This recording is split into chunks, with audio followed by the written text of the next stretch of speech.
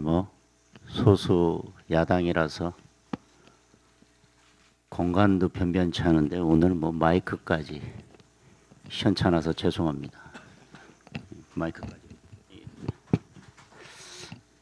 우선 김희석 대표님 당선과 취임을 축하드리겠습니다. 그리고 이렇게 방문해 주셔서 감사하다는 말씀을 드리겠습니다.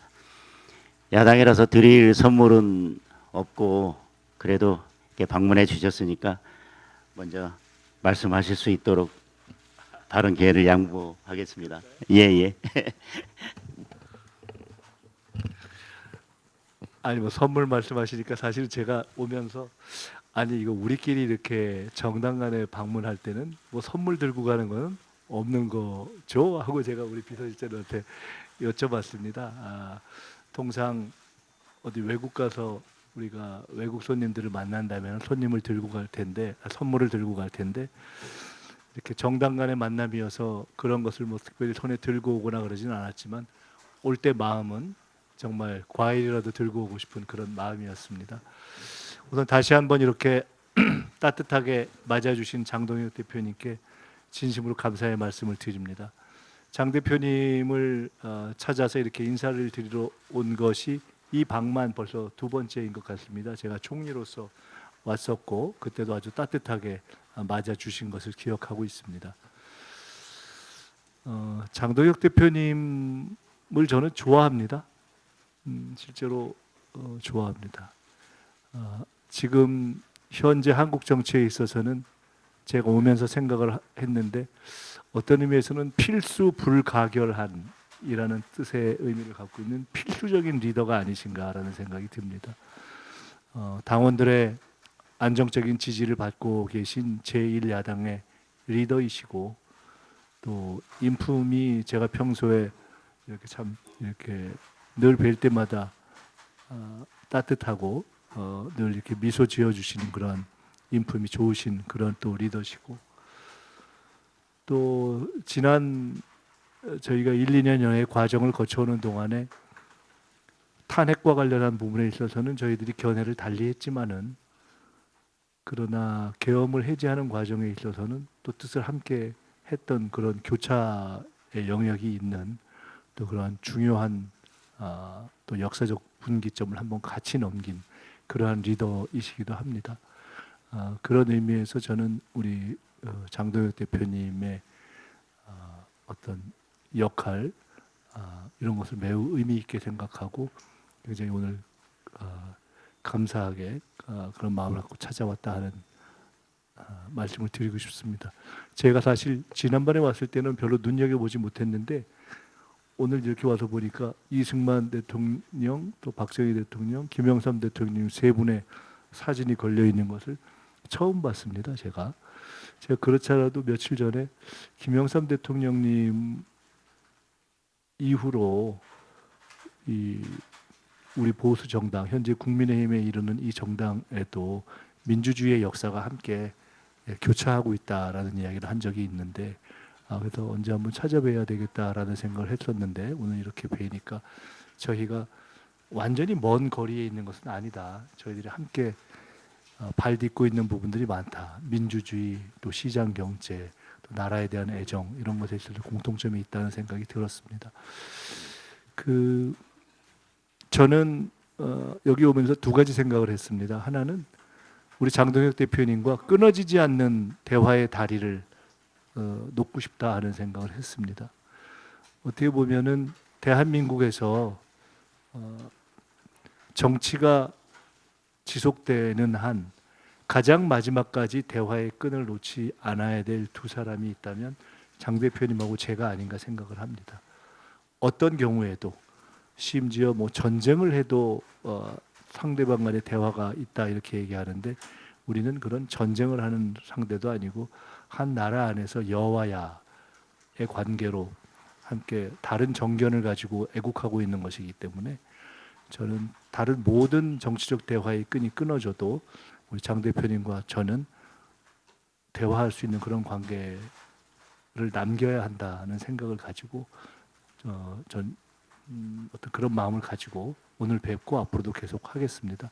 끊어지지 않는 대화의 다리를 이어갔으면 좋겠습니다. 또 하나 든 생각은 그 대화의 다리가 가급적 자주 만나는 것이 좋겠다. 자주 이어지는 것이 좋겠는데 이것이 통상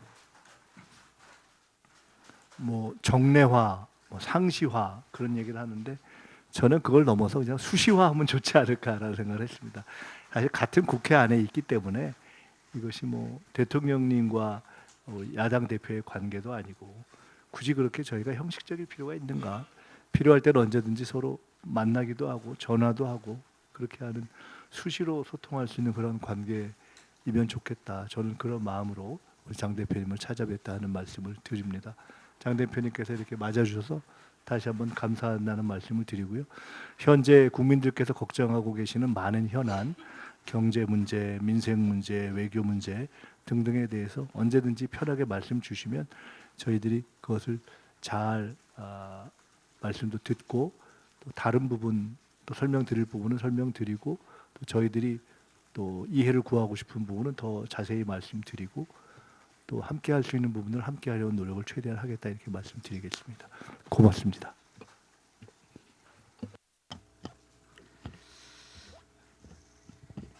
우리 김인석 대표님 다시 한번 축하드리고 방문에 대해서 다시 한번 감사드립니다. 총리도 경험하셨기 때문에 그런 국정 운영 경험이 또 여당 대표로서 대통령의 국정 운영을 지원하고 돕는 역할을 하는데 많은 도움이 되리라고 생각합니다.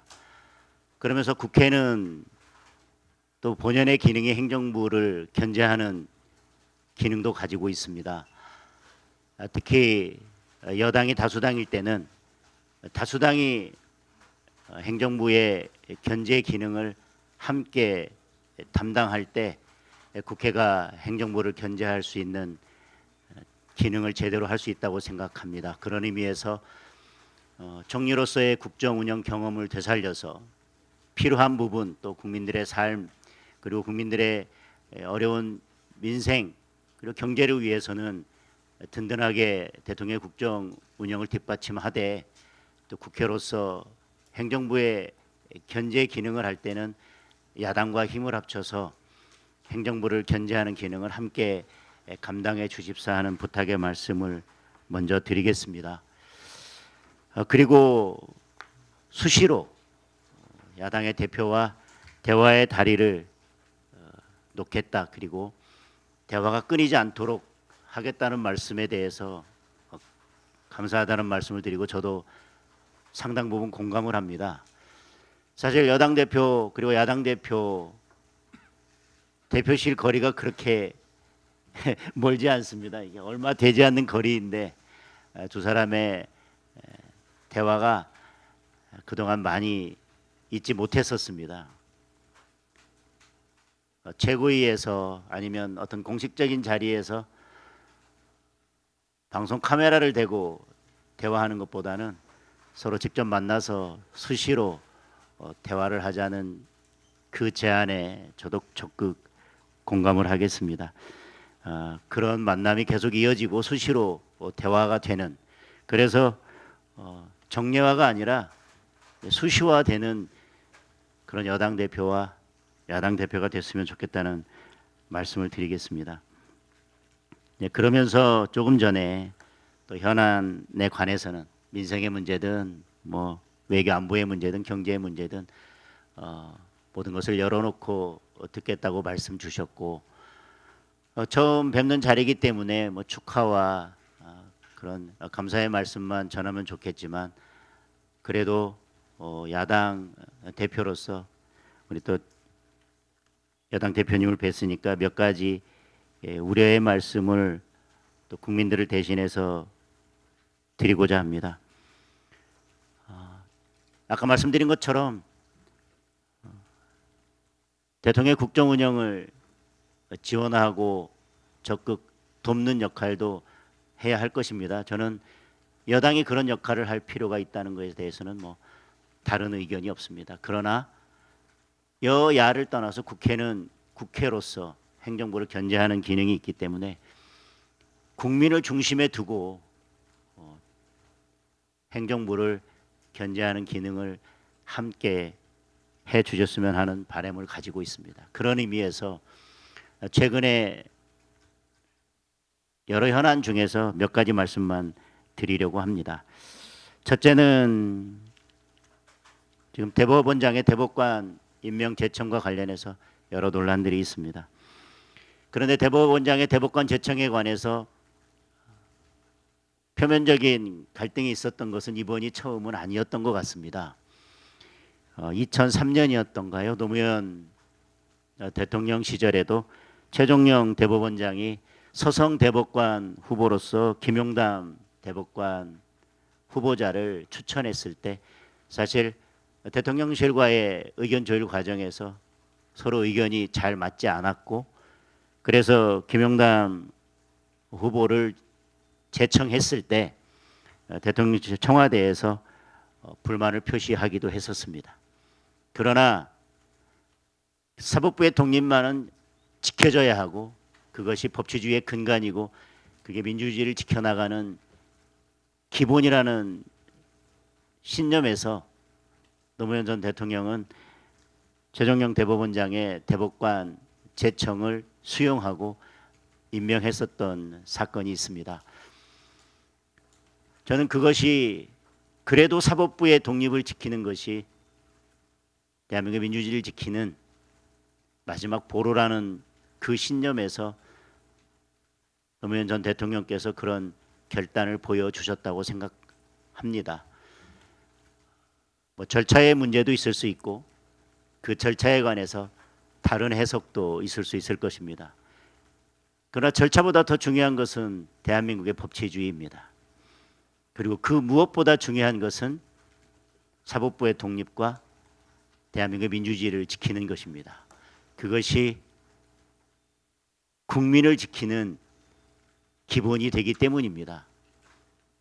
따라서 민주당이 노무현 정신을 계승하고 있는 그런 정당인 만큼 이번에도 사법부의 독립이라는 관점에서 그리고 법치주의를 수호한다는 관점에서 대한민국의 민주주의를 지킨다는 관점에서 그리고 국민들께서 어떤 결정을 바라시는지 그런 관점에서 이 문제가 잘 해결되기를 바라겠습니다. 그리고 여당 대표로서 이 문제에 관해서 국민 편에서 역할을 해 주실 것을 기대합니다. 두 번째, 최근에 초과 세수가 발생한 것을 가지고 100조 원 넘는 미래 대응 기금을 만든다라는 논의가 있습니다. 저는 100조 원 넘는 이런 재정 규모의 기금을 운영하는 데 있어서 몇 가지 좀 신중하게 고려할 필요가 있다고 생각합니다. 우선 국민의 세금을 운영하는 데 있어서는 국가재정법에 기본적인 통제를 받는 것이 맞다. 그런데 그 어떤 기금이 국가재정법의 통제를 받지 않고 운영될 경우에는 결국 그것이 방만하게 운영되거나 본래 목적에 맞지 않게 운영될 가능성이 크다. 그런데 그 규모가 100조 원이 넘는다면 더욱 그런 면에 있어서 신중을 기해야 될 것입니다. 자칫 이것이 국가재정법상의 국회나 다른 어떤 통제를 피하기 위해서 우회적으로 마련되는 기금이라는 인식이 있게 된다면 그것이 국민들의 그런 기대와는 멀어지게 될 것이고 그 기금 운용에 있어서도 정상적인 그리고 건전한 기금 운용을 기대하기 어려울 수도 있습니다. 이것이 자칫 국가재정법상의 국회의 통제나 다른 통제를 회피하면서 운영되다 보면 결국 이게 뭐 예를 들면 지지율 대응 기금이나 아니면 선거 대응 기금이 아니냐라고 하는 오해를 불러올 수도 있을 것입니다. 그래서 이번 초과 세수가 발생한다면 우선은 그것은 부채를 갚는데 우선적으로 사용할 부분이 있을 것이고, 저는 제안 드리는 것이 우선 기금에 대한 논의를 하기 전에 초과 세수의 50% 정도는 우리 중산층과 서민을 위한 자금으로 사용하고, 또 청년을 위해서 지금 이 자금을 사용하겠다라는 어떤 큰 목표를 가지고 이 초과 세수 중에 50%를 중산층과 자영업자나 서민이나 청년을 위해서 사용할 수 있는 그런 방안을 마련해서 여야가 이 부분에 대해서 먼저 논의를 하는 게 우선이 아닐까. 지금 청년, 자영업자, 서민, 중산층이 너무너무 어렵습니다. 그래서 이분들의 어려운 삶을 살피는데 초과 세수의 적어도 50%는 사용하자라는 제안을 드리고 싶습니다. 그리고 부동산 정책에 대한 말씀을 드리자면 이재명 대통령께서 부동산 정책에 관해서 취임 전에는 여러 가지 국민들께 약속의 말씀을 주셨었습니다. 예를 들면 용산 국가공원을 시민에게 완전 개방하겠다, 이런 약속도 하셨었고, 세금으로 집값 잡는 일은 하지 않겠다라는 말씀도 주셨었습니다. 부동산 공시가격제도 개선을 통해서 과세 부담을 완화하고 종합부동산세의 억울함도 개선하겠다는 말씀도 하셨었습니다. 그리고 다주택자 양도세 중과를 한시 유예하겠다는 말씀도 주셨었고, 부동산 대출 규제를 완화하겠다, 그리고 민간 재건축과 재개발 규제를 완화하겠다라는 말씀도 주셨었습니다. 그런데 이런 부동산 정책과 관련된 입장들이 최근에 정부의 발표를 보면 그간의 약속이나 대선 공약과는 반대로 가는 측면이 있다. 저는 정부의 정책에 있어서 가장 중요한 것은 국민의 신뢰라고 생각합니다. 대선 공약이나 아니면 대통령의 어떤 입장을 발표하면 국민들은 그 발표나 공약을 믿고 그 신뢰에 기반해서 여러 가지 선택들을 하게 됩니다. 그런데 그것들이 바뀌거나 뒤집힐 때는 국민들에게는 예상할 수 없는 손해와 피해가 발생하게 되는데, 그것이 자산의 대부분을 차지하는 주택이라면 더더욱 그럴 것이라고 생각이 됩니다. 주택 정책만큼은 저는 국민들이 신뢰할 수 있고 일관성 있는 기조 위에서 이루어져야 된다고 생각합니다. 그리고 기본적으로는 많은 혼란들을 없애고 그것이 장기적으로 어떤 부작용이 없도록 하려면 시장 질서에 기반해서 그런 정책을 펼치되 시장이 실패하는 부분에 대해서 보완하는 방향으로 나아가야지, 기본적으로 시장 질서를 무시하는 전제 위에서 정책을 펼치고 시장 질서에 대해서 예외적으로 인정하는 방향으로 가면 장기적으로는 여러 부작용이 발생할 수밖에 없다고 생각합니다. 뭐 아쉬운 점은 여전히 남아있지만 그래도 어제 고위 당정에서 부동산 정책에 대해서 조금 변화된 입장을 보여주신 거에 대해서는 일단 우선 환영의 입장을 말씀드리고 환영한다는 말씀을 드리고, 앞으로도 어떤 정책이 발표됐을 때 국민들께서 그에 대해서 수용할 수 없다거나 또 많은 부작용이 예상된다면 그에 대해서는 또 과감하게 정책 방향을 선회하는 그런 용기 있는 결단도 보여주셨으면 좋겠습니다. 뭐 여러 말씀 드릴 수 있겠지만 앞으로 말씀하신 것처럼 대화의 다리가 끊어지지 않도록 이렇게 수시로 뵙고 현안에 대해서 머리를 맞대고 논의할 수 있는 자리가 계속 이어질 수 있기를 기대하겠습니다. 제가 아주 짧게 주신 말씀 네네. 간단히 몇 가지만 좀 말씀드리겠습니다. 우선 수시로 대화하는 관계를 갖자라는 말씀으로 화답을 저도 말씀드렸는데 해주셔서 너무 감사합니다. 그리고 어제 저희가 고위당정하면서 부동산에 대한 약간의 이제 방향을 보완하려는 노력을 했는데 그에 대해서도 또 환영의 평가를 해주신 것도 굉장히 감사드립니다. 아까 우리 대표님 말씀하셨지만은 카메라 앞에서 저희들이 각 정당의 대표로서 발언을 해야 될 때가 있는데 그때도 저희들이 카메라 없이 이렇게 얼굴 보고 만날 때를 생각해서 미사일을 쏴도 좋고 부드럽게 서로를 향해서 쏘는 것이 좋겠구나 하는 생각을 제가 하게 됐습니다.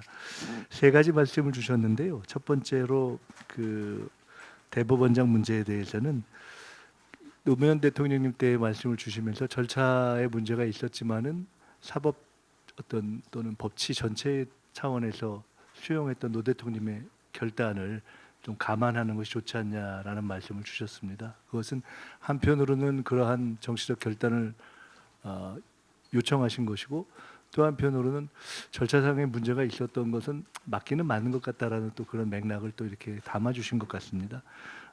그것을 저희들이 잘 감안하겠습니다. 20여 년 전의 일인데 20여 년이 지난 상황에서는 이제는 사실은 어느 한쪽의 결단이 아니라 전체적인 절차를 포함한 모든 수준이 정상화돼야 된다라는 차원에서의 저희들이 접근을 하고 있다라는 말씀을 드리겠습니다. 두 번째로 미래대응기금에 대한 말씀은 전적으로 공감이 가는 부분이 많습니다. 국회에 몸을 담고 있기 때문에 여와 야를 떠나서 국가재정에 대한 투명한 통제와 그 방향에 대한 국민적 합의라는 원칙 위에 서야 한다라는 점에 있어서 전적으로 공감하고요. 중산층, 서민, 청년 또 어려운 이들의 향해서 쓰여져야 된다는 것도 전적으로 공감합니다. 그렇게 하는 것에 무엇을 먼저 쓰는 것이 효율적인 방법인가에 대한 방법론의 차이가 있는 것인데 그 방법론 문제에 대해서도 저희들이 토론을 더 하고 국민적인 어떤 토론을 거치는 것이 좋겠다는 생각을 저도 하기 때문에 그에 대해서도 충분히 국회에서도 토론하고 그렇게 노력을 하겠습니다. 부동산 문제에 대해서 기존의 생각이라든가 이야기했던 것과 달리 바뀌는 것이 아닌가라고 국민들이 생각할 수 있는 대목에 대해서 그런 부분은 기존의 국민들께서 대선 때 선택해 주셨던 기조를 잘 지켜라 하는 말씀을 주신 것으로 이해하고 저희들이 크게 집값을 세금으로 접근하지 않고 또 시장을 최대한 존중하면서 시장의 어떤 실패를 보완하는 방식으로 가는 것을 기본으로 하는 전제 위에서 계속 노력하겠다는 말씀을 드립니다. 하나만 더 말씀드리고 싶은 것은 저는 개인적으로 여와 야, 진보와 보수를 떠나서 이 부동산 문제에 대해서 지난 몇십 년간 서로 다 아쉬움의 축적을 통해 온 면이 있기 때문에 앞으로 부동산 정책에 대해서 여야 국민들이 함께하는 그런 어떤 주거에 대한 좀 공통의 토론의 틀을 저희들이 만들어가면 좀 좋겠다. 우리 대표님 계실 때 제가 또 여당 대표로 있을 때 여야 간에 부동산 문제에 대해서만큼은 마치 외교를 초당적으로 하는 것처럼 부동산 문제도 초당적으로 논의하는 그런 틀을 만들기 위해서 저도 한번 고민을 더 해보겠습니다. 지금 대표 연설을 앞두고도 저도 그런 고민을 하고 있는데 주신 말씀을 잘 새겨서 그런 고민을 함께 하겠다고 말씀드리겠습니다. 다시 한번 오늘 이렇게 말씀 주신 것 감사드립니다. 예, 뭐 처음 뵙는 자리에서 우리가 논란을 할 건 아닌데 그래도 오해가 있어서는 안 되기 때문에 마지막으로 이렇게 첨언을 드리면 대법원장의 대법관 제청에 관해서는 저는 제가 국회의원 되기 전에 법원에서 몸담았었고 사법부 독립에 대한 여러 생각들을 가지고 있고 또 대법원장의 대법관 제청권에 대해서 저 나름대로의 생각을 가지고 있습니다. 제가 절차적 문제라고 말씀드렸던 것은 우리가 지금 절차에 천착해서 이런 논의를 계속하고 문제를 삼을 것이 아니라는 취지였었고 저는 대법원장이 대법관을 제청하는 데 있어서는 헌법이 규정하고 있는 그 취지를 그대로 살리는 것이 저는 사법부의 독립을 지켜내는 것이다. 헌법상 대법원장의 제청을 규정하고 있고 그 견제에 관해서는 국회의 동의를 규정하고 있습니다. 국회에서 동의하지 않는다면 대법원장의 제청은 사실은 의미가 없습니다. 대법원장이 아무리 제청을 하더라도 국회의 동의라는 문턱을 넘어야만 합니다. 그것이 대법원장의 제청권과 또 대통령의 임명권을 견제하는 저는 국회의 기능이라고 보고 있습니다. 그리고 사법부의 독립을 위해서라면 그동안 절차적으로 여러 관행이 이전에 관행이 있었지만 저는 오히려 대통령실과 사전에 협의하거나 또는 조율하는 것은 적절치 않다는 것이 제 개인적인 헌법 해석이고 제 개인적인 소신입니다. 그러나 지금 기존에 조율을 해왔었다 또는 협의를 해왔었다 그 절차를 지켜야 된다 아니면 지키지 않았다 이런 논란이 있기 때문에 저는 그 부분을 절차적 문제라고 표현을 한 것이고 저는 지금 그거에 당부를 따지면서 이것이 계속 이슈가 되는 것은 적절치 않다는 측면에서 절차적 문제라고 말씀을 드렸습니다. 저는 절차에 문제가 없고 오히려 대법원장의 대법관 제청권은 그 자체로서 사법부 독립을 위해서 고유한 권한으로 존중돼야 된다. 그리고 그것을 국회가 견제할 수 있도록 동의 절차를 마련해 놨기 때문에 그 대법원장의 제청권은 국회 안에서 견제가 이루어지고 대통령은 그에 따라서 임명하는 절차가 맞다고 생각을 합니다. 결국은 여야 대표가 처음 상견례하는 자리에서도 이 논란이 되고 절차에 관해서 서로 다른 입장을 가지고 있습니다. 이런 그 절차에 관한 것은 헌법에 있어서 명확한 규정이 있고 또 그것은 이 대법관 제청에 있어서 무엇이 더 중요하냐를 생각한다면 저는 쉽게 해결될 수 있는 문제라는 차원에서 절차적 문제에 너무 무게를 두지 말자고 말씀을 드렸던 것입니다. 저는 이 절차를 어떻게 하는 것이 맞는지 헌법의 원래 취지는 어떤 건지 이 절차적 문제를 해석함에 있어서도 사법부 독립 그리고 법치주의 그 관점에서 생각한다면 이 절차의 문제의 해석도 저는 쉽게 해결될 수 있으리라고 생각합니다. 앞으로 많은 대법관을 임명하고 또 대법원장이 제청해야 되는 절차가 앞으로 계속 반복될 것입니다. 저는 이것이 그 앞으로의 대법관 제청에 있어서 임명에 있어서 어떤 기준이 될 것이기 때문에 지금 무엇이 사법부의 독립을 위해서 법치주의를 위해서 필요한 것인지 그리고 지금 이런 논쟁이 자칫 대통령과 연관지어져서 바라보게 된다면 결국 국민들이 이 문제를 어떻게 바라볼 것인지 그리고 결국 이것이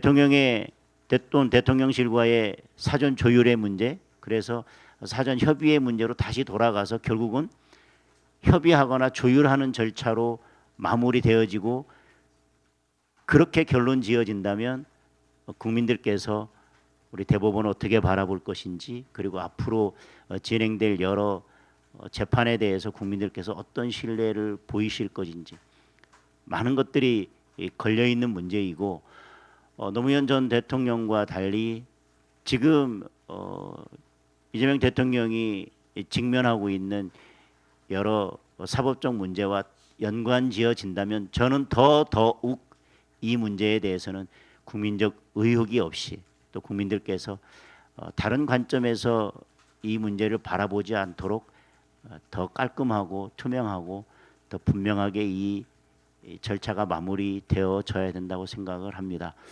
처음 뵙는 자리에서 마치 논쟁처럼 이 문제를 말씀드리게 돼서 죄송스럽게 생각을 합니다.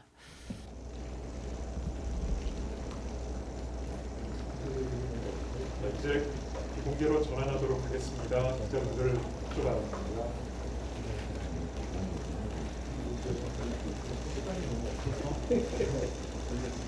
시간이 너무 지났어요. 그래도